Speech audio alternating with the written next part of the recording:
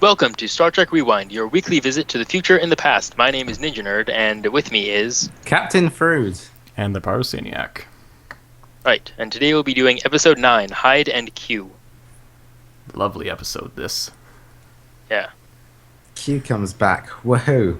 And, right, we'll start it right off with trivia. Alright. So, any interesting things about this? This is the second appearance of Q, which is interesting. Yeah, and also it's the first non-existence of Councillor Troy, which is one of the things that makes it such a great episode. Yeah, that does seem to be a defining characteristic of many of the better episodes. They don't try and, enjam Councillor Troy in for no reason whatsoever. Just to justify the fact that she's aboard the ship. Fun fact, next episode is entirely devoted to Deanna Troi. Oh, brilliant. Well, we don't have to talk about that one yet, so let's... Yes, about it. I know how much you love Deanna Troi, Wonko. She's your favorite character, and you wish the entire series revolved around her and her many intricacies. Yeah, it's... How many How many subtleties, of which there are none. Also, do you think they're trying to make a statement about the French, or it was just a general insult to Picard? I think they're kind of drive home the point that Picard is French. I don't know why. The Napoleonic soldiers that look like pigs. Also, how did... that might have been just to, mock humans in general. But I think that it's weird that Picard just, Picard somehow knows exactly what the various medals and ribbons are associated with, specifically a Napoleonic era field marshal. That was Riker, wasn't it? Yeah, it was Riker.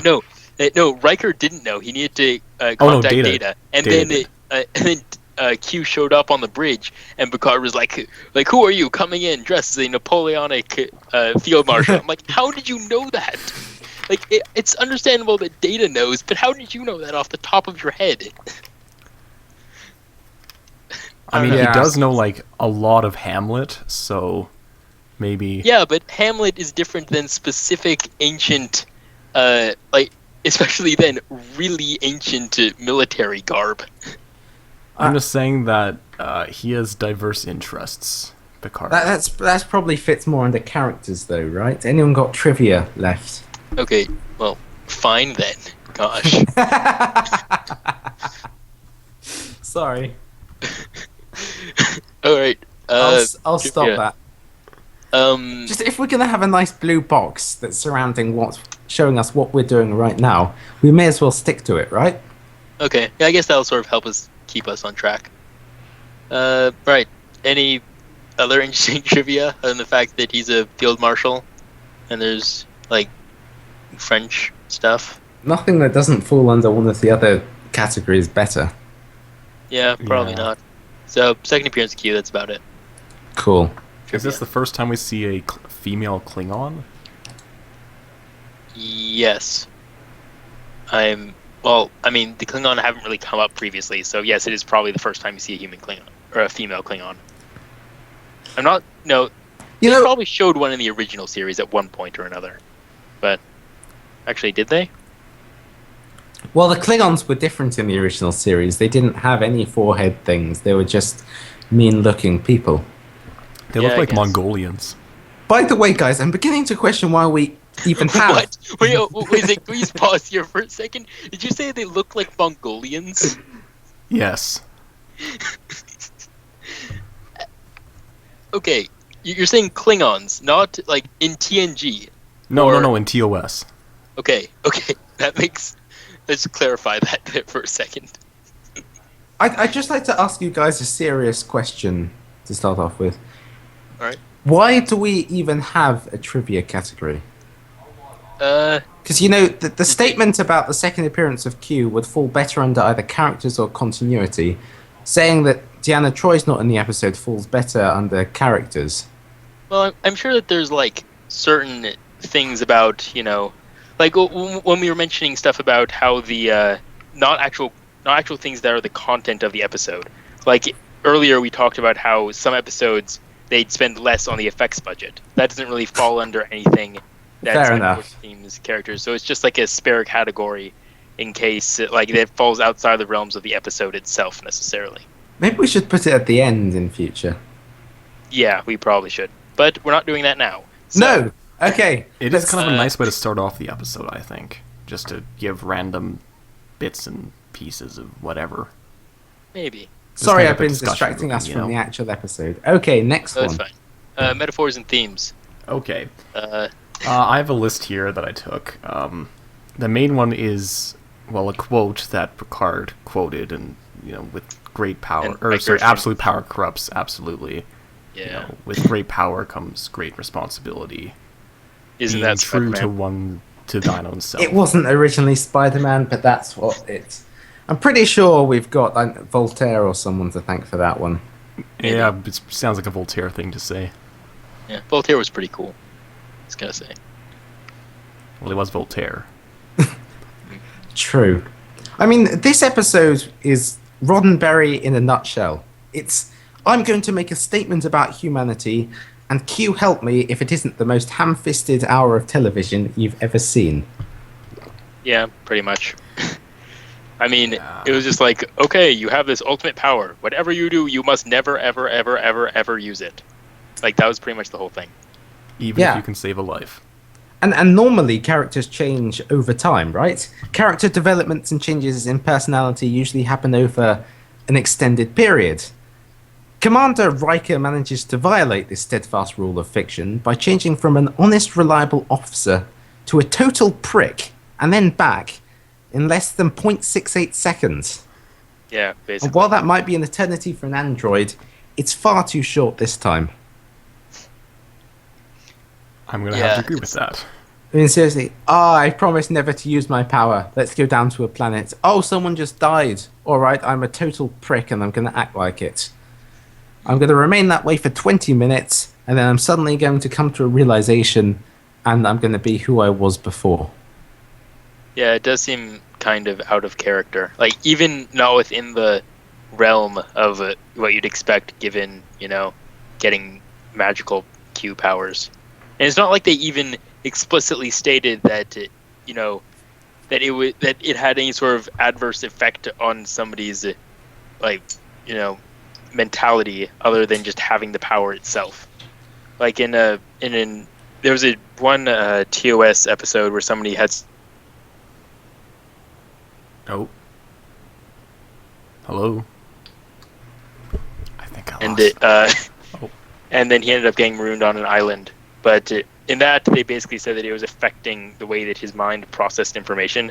But in this, there was no evidence of that, as shown by the fact that he was able to return to just being regular Riker after like 5 seconds. So, I mean, it seemed pretty weird how they set it up. Yeah. Yeah, I'm not really sure. I mean, the main metaphor and theme here, I suppose, is, oh, look how great humanity is going to be. Humanity's greatest prospect is its best attribute is its desire to expand and grow and become more, which is pretty much the central theme through all of Star Trek. Yeah, and I guess there's also kind of like a means of not taking the easy way out that was kind of in there as well. Like when, all the people are like, oh yes, we don't really want all these things you can just give us because we want to do it ourselves. Even though, they didn't really get a lot of it, but close enough.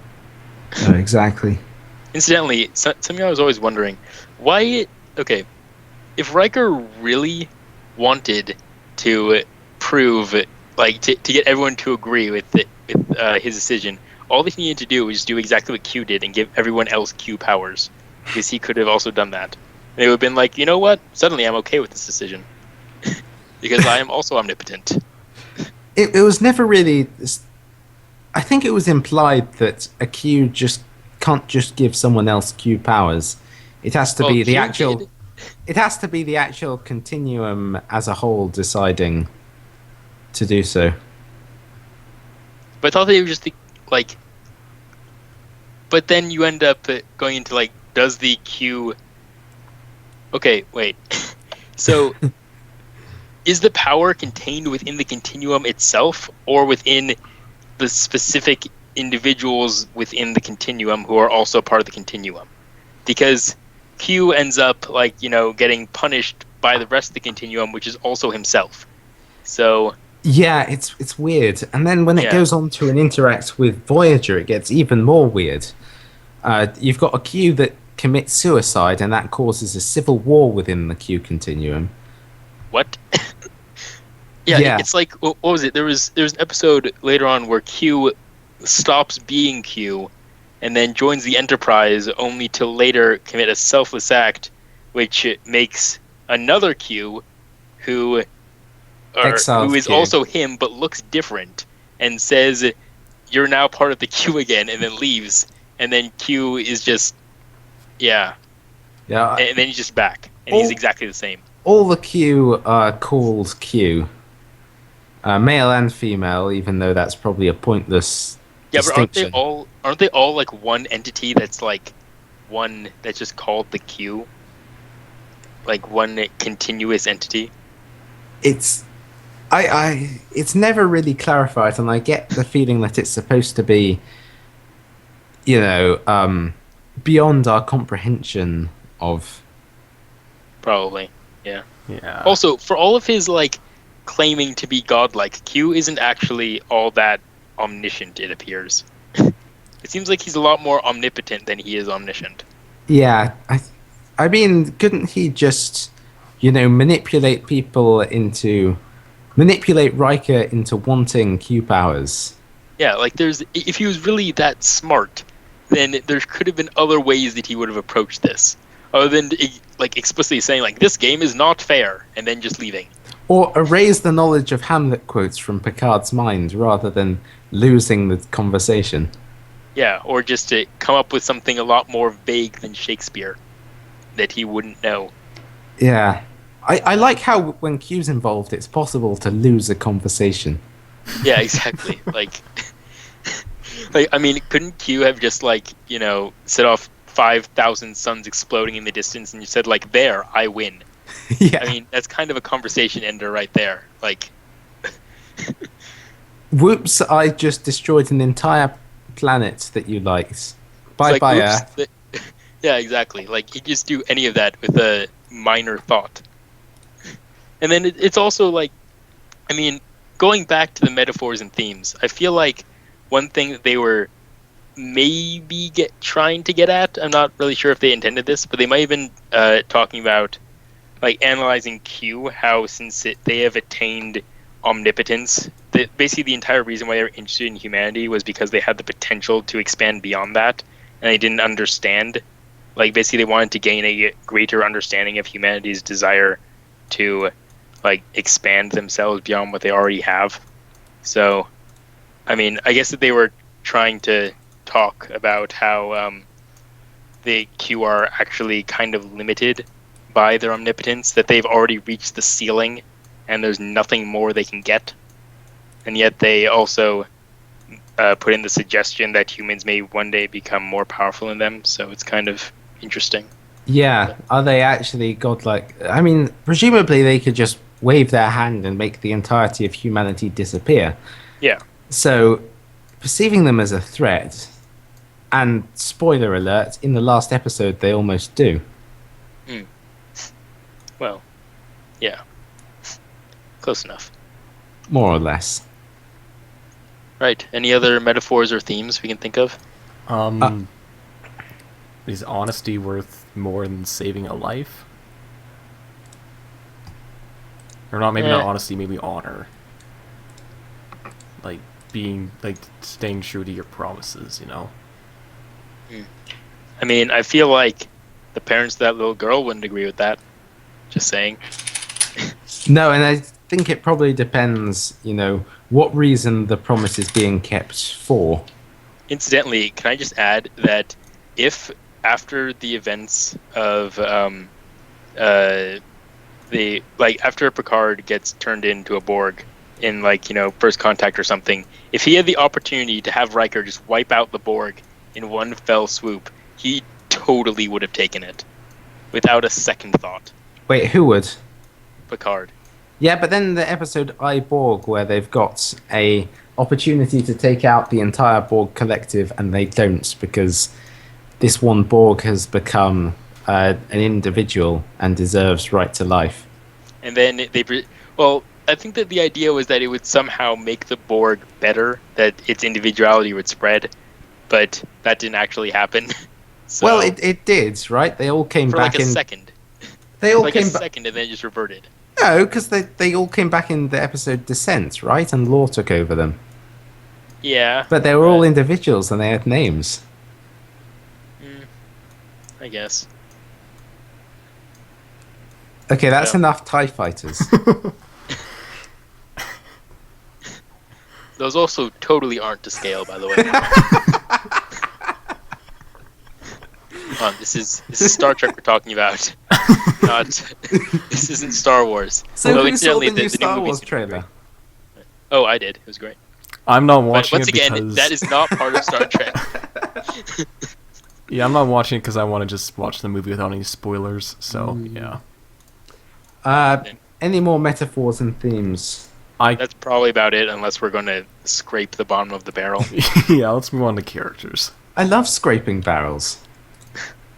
Okay. Sounds fun. Cool. Okay. Characters. So, first I'd like to talk about Lieutenant Commander. Let's just state the obvious data. Yeah. It feels like since they took Troy out of this episode, right? They just didn't have anyone to just say things that are so obvious that they don't need to be said. So you've got Data saying things like, I know, muskets are much more inferior than phasers. Yeah. Oh, also something else that I thought was amazing. So, it's just like the recurring, I guess, theme of people just being random jerks to Worf. How they decided to send Worf out to scout the random French soldiers when Geordi could clearly see them and watch Worf approach. You're like, did you really need to send Worf all the way out there and have him run all the way back when Geordi can already see them from there? And then when they're getting attacked by those walking pigs, right? Mm-hmm. They see the pigs coming towards them and they stand there. You know, one of them says they're coming towards us awful fast, and they just keep on standing there. They don't move, they don't run, they don't they just stand there. Then Worf, all on his own, alone, no one else helping him, right? Even the chief of security, Tasha, right? Worf just runs at the enemy, knocks two of them out, and gets stabbed to death, okay? And no one reacts. No one other than Wesley Crusher moves, like, cries out, or in any way reacts to the death of their comrades. and then nobody even reacts after Wesley gets stabbed either. They're just like, wow, that just happened. I think someone shouted Wesley no before he got stabbed, but you know, after the thoughts. Another thing is when Riker decides to test out his phaser, he does so in the exact same direction that Worf was scouting out the enemy. He very easily could have hit Worf. In fact, a second later, Worf jumps out from right about the same place that Riker just fired his phaser. I think Geordi makes a comment about how freaky it is that he can jump out from behind rocks.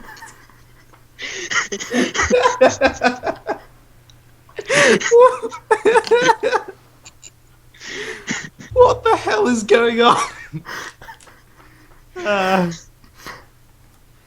One more thing about Worf. When he poured out that drink that Q gave him, just the death stare he gave Q, that was priceless. Yeah. And also after the comment, macro head with a micro brain, referring to Worf, he growls at Q. No, there was so much growling going on in this episode. Like, it's like they decided to not actually write any dialogue for Worf. They were just like, let's just give him growling. That sounds about right for Klingons, right? Despite the fact they're supposed to be all honorable. Say any lines? I think he says maybe one or two things, but most of it is growling. It's growling and trying to attack people and getting stopped by the captain, and then That is basically a summary of Worf's entire experience in this show. trying to attack people and getting stopped by the captain. No, I read about this episode that Troy's actor pulled out of this episode just a few days before filming started. So they had to scramble around and they got rid of some of her lines and gave the rest of them to other characters. Like Data, maybe? Yeah, I honestly think that's why Data says the most bone-dead, obvious, stupid things in this episode. I also think that's probably the reason why Yar gets more character development in this episode than the entire rest of her place in the series combined. That's probably, true, yeah. Like the whole her crying bit. Yeah, that's... even apart from that, he's got more emotion and character in that than any other point in the entire series. And not just like, the random, like, I came from a really bad planet thing that was in the Naked Now. That they just randomly jammed in. Like, oh yes, we need to give this character backstory. Bleh.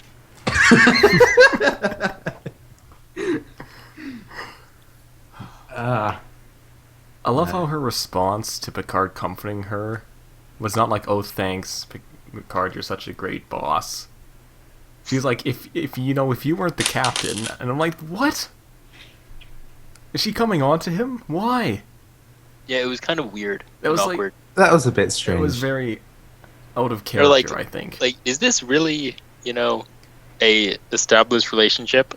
No. I mean, I thought that there was like something with her and Data, sort of.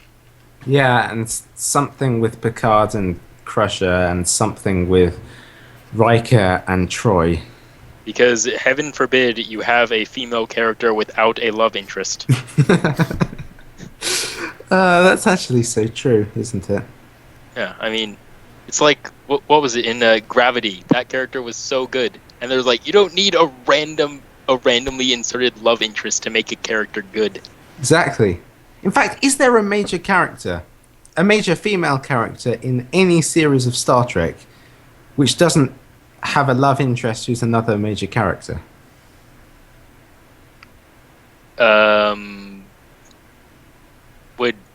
With Dr. Crusher, there's kind of Picard, sort of. Yeah. A little bit. That's an exception. Troy is not. Yar's not. I don't know. DS9, we've got... Is it just one female character in the entire? Yeah. There's a single female character. That's pretty impressive. And what's her name? The Bajoran second in command. I can't recall. It's been a while since I've seen Deep Space Nine. Oh, but I honestly can't... Oh, no. You've got Dax, who gets married to Worf. And then gets turned into someone else, and then marries Bashir. Okay, let's forget about that. We've got Voyager, 7 of 9, gets married to Harry Kim.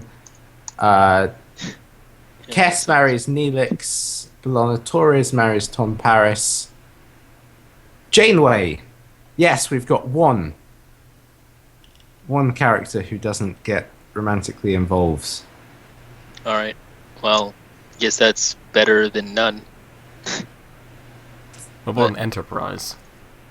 Oh, I've never watched Let's just not Enterprise. talk about Enterprise. Yeah, I've never watched Enterprise. Let's forget Enterprise. Yeah. Let's just say that it didn't exist, make it non-canon, because it might as well be. Anyway. Anything else about characters, other than acknowledging the fact that both Worf and Wesley died and came back and didn't really seem to be all that phased? I'd honestly have preferred it if they'd stayed dead. Yeah. Well, maybe not Worf, but Wesley. Maybe not Worf. Worf had his fair of really good episodes later on. Yeah. Just because he growls through it. No, he has some... Worf has some decent lines later on, and cool things that he does. But Yeah. Wesley is just kind of like... He's just there to appeal to a very specific audience. That's the only reason he's there. Yeah. Dear gods, not again. I'm not gonna lie. I also like how randomly, so before, Q decided to bring all of just the bridge staff. He brought all the bridge staff to the other planet, right? Except for Picard. When he went down the second time, he decided, you know what? This time, I'm going to bring Wesley as well from the other side of the ship. Why? Why does he need to be there? How do you even know about Wesley's presence and relevance to the story? Why didn't you just bring some other random teenager from another side of aboard the ship? He's Q. He's omnipotent. He knows everything. But does he? Didn't we already discuss this earlier, where he seems to not be as smart as he thinks he is? All right, he is omniscient then, not omnipotent. Let's say he read Riker's mind, and for some reason Riker was thinking about Wesley. I don't know. He got lucky. Yeah. Maybe. Yes. Maybe he read... No, I can't think of a reason. Maybe he was watching them this entire time and noticed that Wesley was technically allowed to come on the bridge. And then he... I don't know. I have no idea. Yeah. I'm trying to... Or maybe the screenwriter just wanted to come up with some character other than Worf that they could kill. So they decided to randomly put Wesley there. Because that's what will really make the audience feel for them. Yeah, totally. Yeah, it's just kill off one character who, nobody really cared about anyway. Sorry, Will Wheaton. So, anything else to say about characters? The best scene in the entire episode, by far, was the Shakespeare conversation between the captain and Q. Oh, yeah. Yeah. Definitely. That was awesome. Yeah, with the Macbeth quote. That was pretty good. And I thought it was Hamlet. Yeah, no, Hamlet. the idiot doing something, that was Macbeth. He later referenced Hamlet. Ah, right. Okay. Yeah. It's a... what is it? A game made by an idiot? Or something like that? Let me look up the quote, because I'm annoyed at the fact that I don't remember it. Right. Meanwhile, can we move on to continuity? I actually have a couple of things to say about Q. Sure. Okay. First of all, the costume department must have had a field day with this episode. Yeah, we will get an admiral's uniform that never appears again. Yeah, I was actually going to mention that later, that admiral's uniform isn't actually accurate to an actual Star Trek admiral. He just picked up a random uniform and it said that it was a Star Trek admiral's uniform.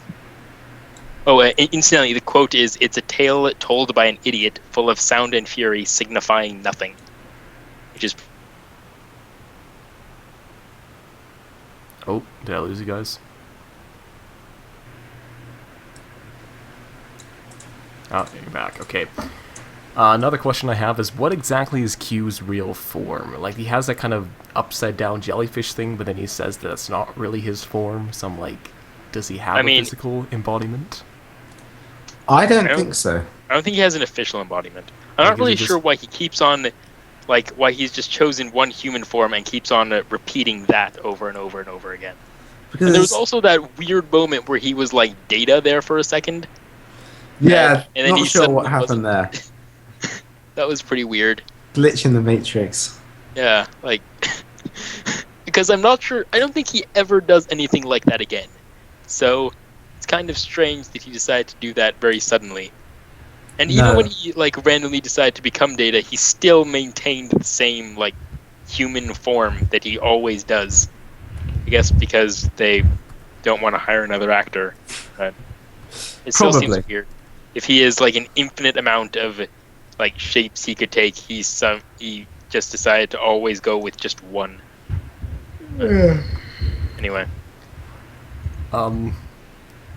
Picard's expression when Q said there was going to be a game, I think that reflected the audience's reaction quite nicely as well. Just the look of disappointment. Incredulity. Oh god, not this guy again. Also, can I just mention, why is the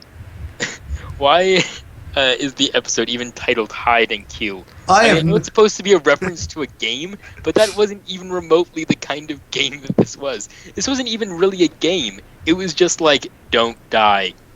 And that's it. all the other episodes with Q that have Q in the name are some pun on the word Q, right? It's not all of them, but a lot of them, like Cupid. Yeah. Or Q who? Q who? Yeah. Q2. Let me see. Is there any other ones with Q in them? Yeah, I don't. That weren't. I don't think there are any other than this one that don't have puns in the title. I mean, there's some like Tapestry which don't even Deja Q. Deja Q. Q-less. The amount of Q episodes is starting to make me very sad. Well, I mean, they aren't that bad. I don't know. I'm not a big fan of Q. I find his episodes to be very bland. Really? I like Q's episodes. Q is a brilliant character. He's a good character, but I just don't like the episodes. And most of his episodes are very good as well. Oh, really? La la la, I'm not listening to you. Okay. Oh, one more thing. Why did the Q continuum wait so long to recall Q? Like, at the very end, they waited till Picard said some stuff about, oh yeah, you failed Q, and then suddenly Q gets called back because he'd been interfering with the Enterprise, despite saying that he wouldn't interfere with humans anymore. But why didn't the Q continuum just get Q out of there as soon as he started interfering with the Enterprise and giving Riker Q powers and stuff? I think that the idea was that they recalled him for failing to recruit Riker. Yeah. Okay. So, Alright, I didn't quite... Yeah. Yeah. I don't know. I mean, in general, I'm kind of ambivalent towards Q. Like, I don't think that he's, like, one of the greatest villains. That would probably be the Borg.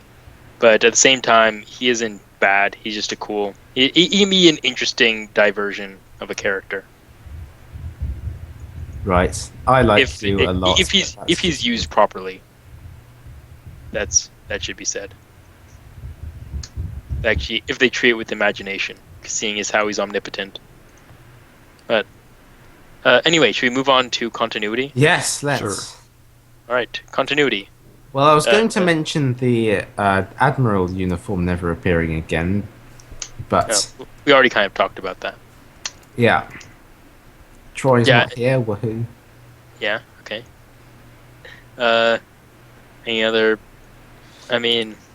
Oh, Q's force field of interlocking, shimmering things comes back for the second and final time. Does it bother anyone? Third, Riker also puts up one himself. Remember? But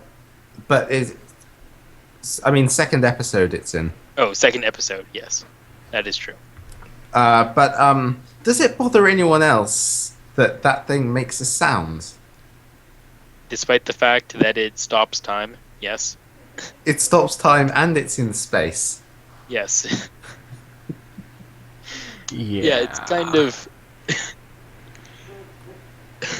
Also, I just wanted to point out, these ships are so, okay, am I the only person that thinks that not having a manual override for the doors is a really stupid idea?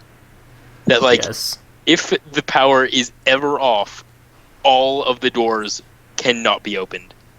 Or not even the power is off. If the power is diverted from the doors, everybody is locked where they are.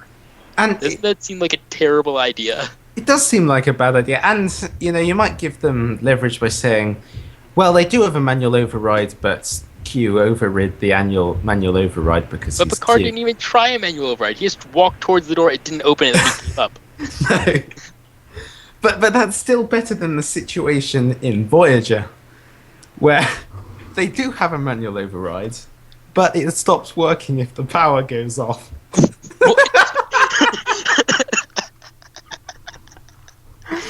What? But how is it manual then? If it requires power to operate, I have no idea. Is it just if it doesn't open automatically? Here's a button that'll make it operate. That relies upon ship power. What a terrible idea. So many problems. Even almost as bad as the Voyager bioneural circuitry, which replaces all the reliable electronics with bags of gel that can't be replicated, replaced, or grown. What? Just so that they can run out of them for the sake of plot in the Delta Quadrant. Wow, that was... So they just randomly decided to build their ship out of the one thing that they can't actually use their ship to make. Precisely. Wow, that was brilliant strategy and planning on their part. Got sidetracked again, sorry. I guess this is the continuity section, and Voyager does have continuity stuff in common with... Yes, definitely. Any other points interesting about continuity? That was a fragment, but let's ignore that and continue with the sentence. I don't think any place on the ship other than the bridge was shown in this episode. Or no, they were very briefly. They had the ready room. Yeah. And Picard's quarters. And at the very beginning when Crusher was walking down a hallway. Okay, I'm just unobservant then. Forget I said anything. Well, I mean, almost the entire episode took place on the bridge. And the weird planet with, as Data saw fit to point out, 2 moons. Yeah. Because that's such a Troy line. Like, oh look, there are 2 moons. You're like, you don't say, Data. Right. Should we move on to technology then? Yeah, let's give it a go. The first thing I want to say about technology, right? So, you know how the monster soldiers that look like French infantrymen, but with muskets that actually shoot phaser shots, right? Yeah. I was thinking, why do the muskets actually shoot phaser shots? Because it doesn't actually make any difference. Because they never actually used them.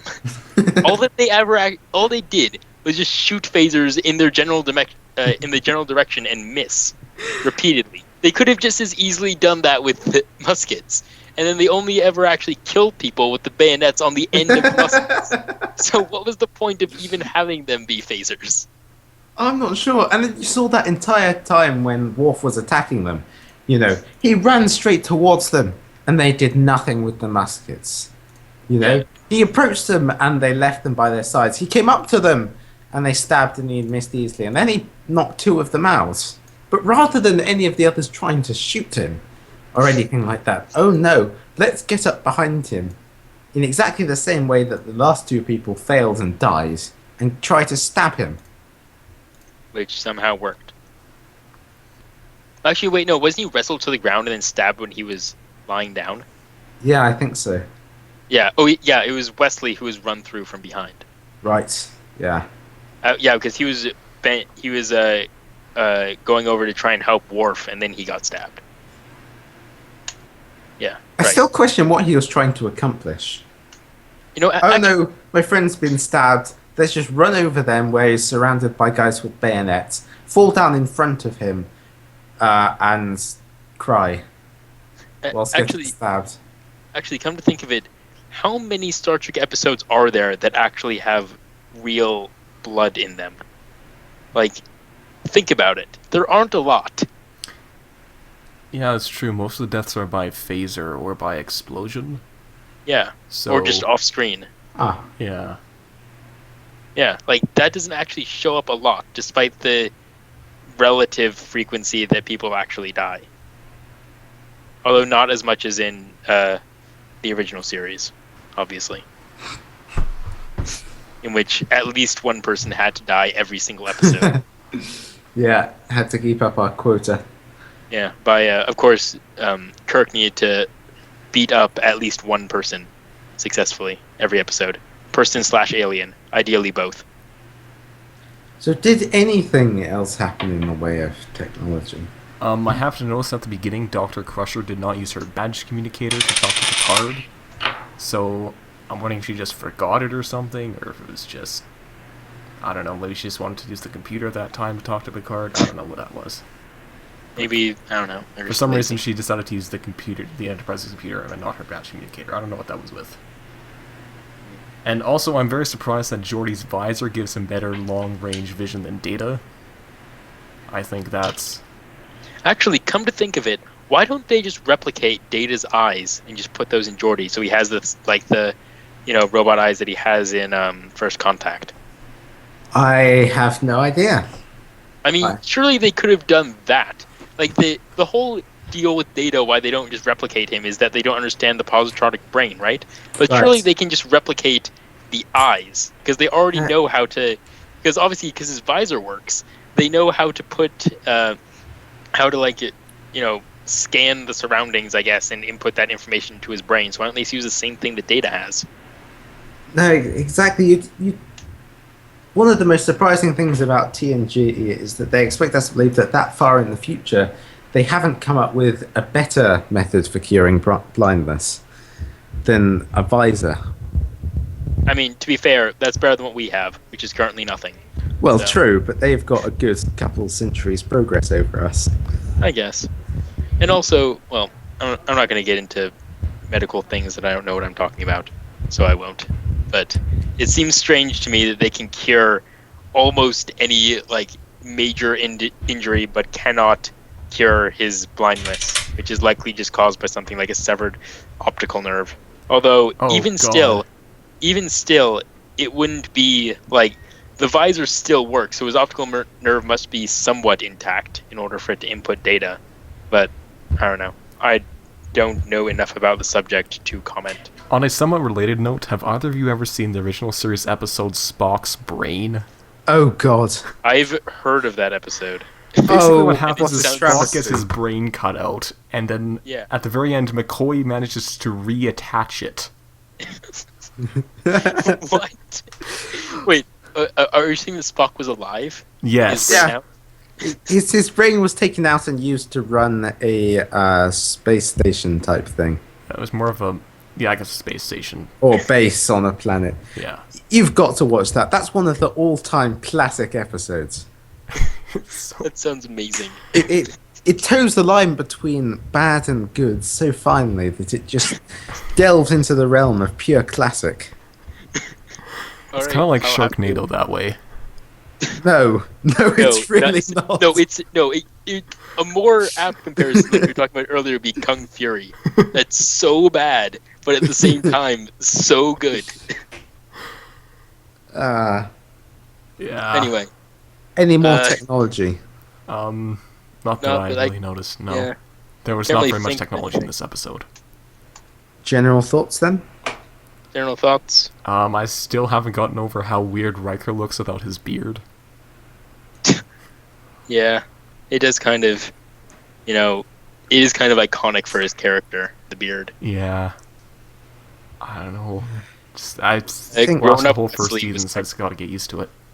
Growing up, Wesley was kind of weird as well. Especially considering that his clothes still fit him. And he didn't look very much like regular Wesley. Yeah. It's kind of strange. Also, Dr. Crusher didn't really seem all that phased, to be honest. She was kind of like, oh, look, this has just happened. That is an interesting development. I don't really care about my son very much, though. Yeah, I mean, let's just ignore the fact that he's probably had just 10 years or so cut off his lifespan. Because he was just, instantly cut out all those years. Not to mention the fact that he's still mentally a teenager, which is bad. Yeah.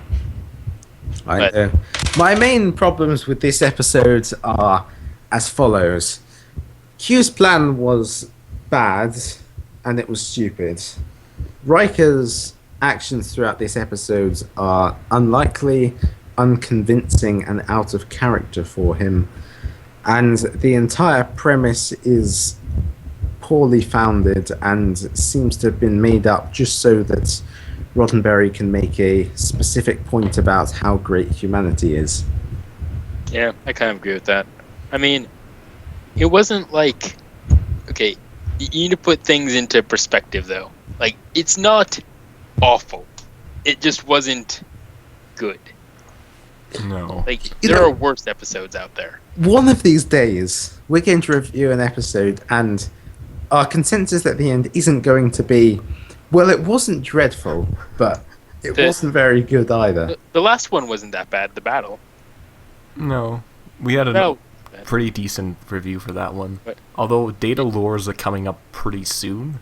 And I think that one will have a significantly higher rating than what we've been giving out before. Data Lures.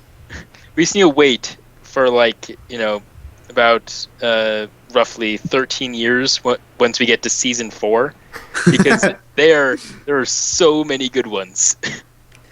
Yeah. So many. Like, around that area. Wait, actually, maybe I'm thinking about season 5. Let me think.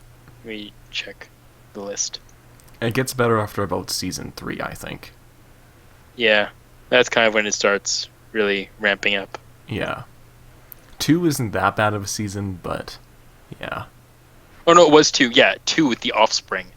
3. That was in 3. The Offspring. The Offspring is basically one of my favorite episodes. Oh, I love that episode. That's going to take so long to get to, though. You can actually probably calculate it, but I'm not going to. Let's leave it there for now on the future episode, shall we? Yes. Yes. We'll come to them. Any other general thoughts that we have? Before we move on to scoring.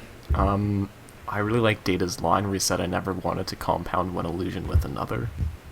Yeah, that was pretty good. Oh, he doesn't want to just become human by the Q's power, because that wouldn't be actually he wouldn't know what it means to be human at the same time. Yeah, exactly. He kind of wants to figure it out by himself. Yeah, that was kind of cool. Yeah. But anything else? No. Not really, no. Right, scoring. Anyone remember the scoring system? Does anyone have it written down? Oh, I've got it somewhere. We should have grabbed this before we started. Professionalism. I should really write this down myself, actually. Okay. Got it. So, 1. Themes. They tried. Yeah. I mean, they tried very hard. There were themes very present in this episode. There were themes very present, and they were obviously the focus, and it was very obvious what the themes were. Yeah. But it was maybe a little bit too obvious what the themes were. Ham-fisted is how I'd probably best described it. Yeah. More so what do you guys say, like throats. 4 or something? Oh. I was gonna say. Oh, were you gonna go for 7? Yeah. I wouldn't say it would be that high. Maybe 6. Let's say 6. Compromise on a 6. I think 6. Sure. Yeah. Okay. I could go for a 6. 6. Next, acting. I mean, there were some good scenes and good lines, but overall, Riker's acting was pretty dreadful. Yeah. Yar's was a bit unbelievable. The rest of the characters were totally wooden and didn't react to anything going on. But Picard and Q, especially in the Shakespeare scene, hit it out of the park. Yeah. I have to agree with that assessment, actually. So what are we going to go here? I want to give it good for the Shakespeare scene, but just the not reacting to anything was just dreadful, to be honest. I'd say maybe this is a bit generous, but a 4. 3, 4. I think the Shakespeare scene was pretty good, and there was a few other lines here and there that were decent. So let's err on the side of it being better. So let's go for 4. All right. Next, technobabble. There wasn't really a lot of technology. No. This. I mean, they mentioned that phasers are more effective weapons than muskets, which, if you hadn't guessed, phasers are actually more effective weapons than muskets, as it turns out.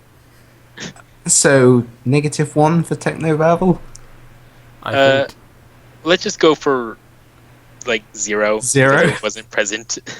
I mean, okay. There was, some stuff with Geordi's vision, I guess. I don't know, and they kind of described it a little bit. I mean, they just said that he can see very far. Yeah. High definition. So, I'm really trying to just scrape the bottom of this barrel here. Save it from a 0 rating. I mean, I'm not sure if they even ever said a word that doesn't make any sense in this episode, which is the requirement, obviously. Yeah. Or just like give like some random phrase about how the photons interact with the particle emitter. Well, they did say phaser, which technically isn't actually anything that exists. But that's just a word that they use in every episode. But it's a description of an actual prop that's shown on screen. It's not the warp manifolds at the tertiary junction of the plasma conduits. Nobody's cells were in flux during this episode. The sound didn't need to be supersonic. You didn't have to reverse the polarity or anything.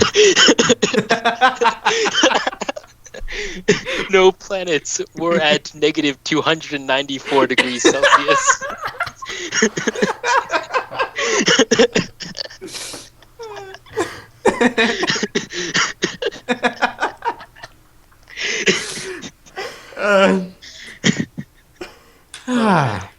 Okay, right. So 0 for technology. Oh, come on. Not even a 1? I say 0. Pyro, what would you say? I can't think how about this? Let's give Pyro a chance. Pyro, argue for why you think that it should not be 0. They said the word phasers.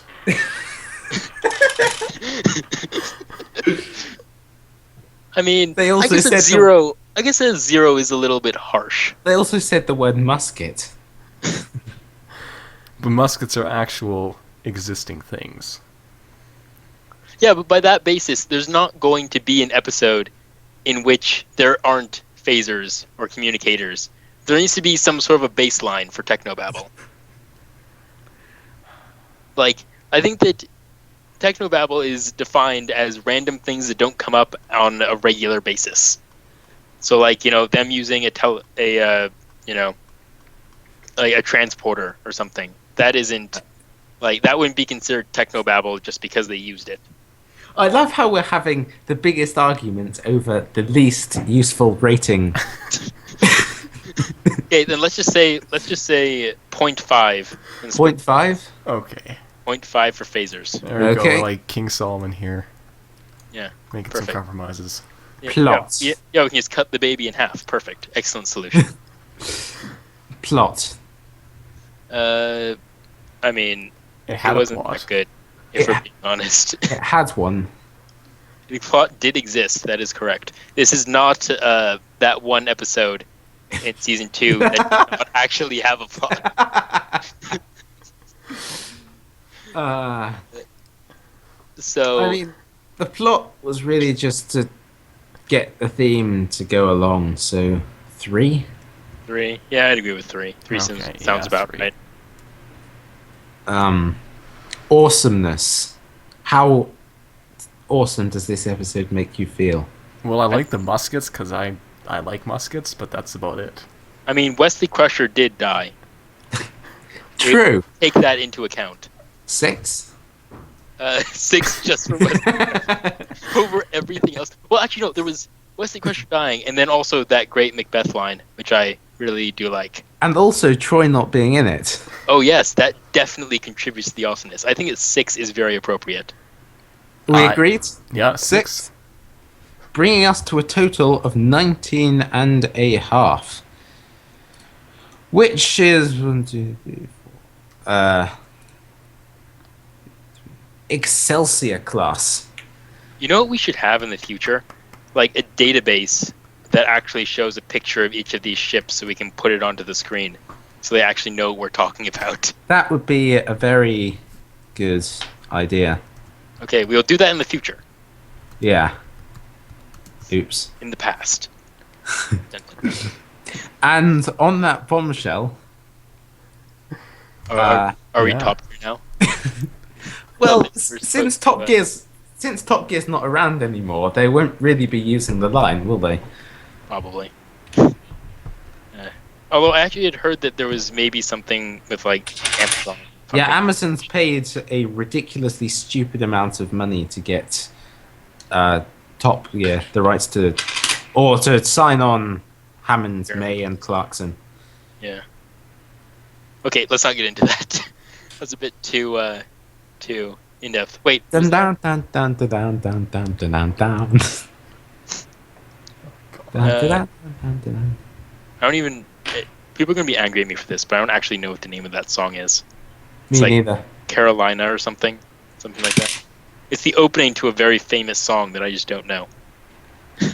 Me neither. But anyway, right. So is that it then? Yes, I believe so. Yeah. All right, thanks everyone for tuning in, or in this case, not tuning in. We'll see you guys next week. Don't forget to watch the episode in preparation so you understand what the hell we're talking about. Oh, yeah. Thanks, guys. See you. Yeah. Bye. See ya.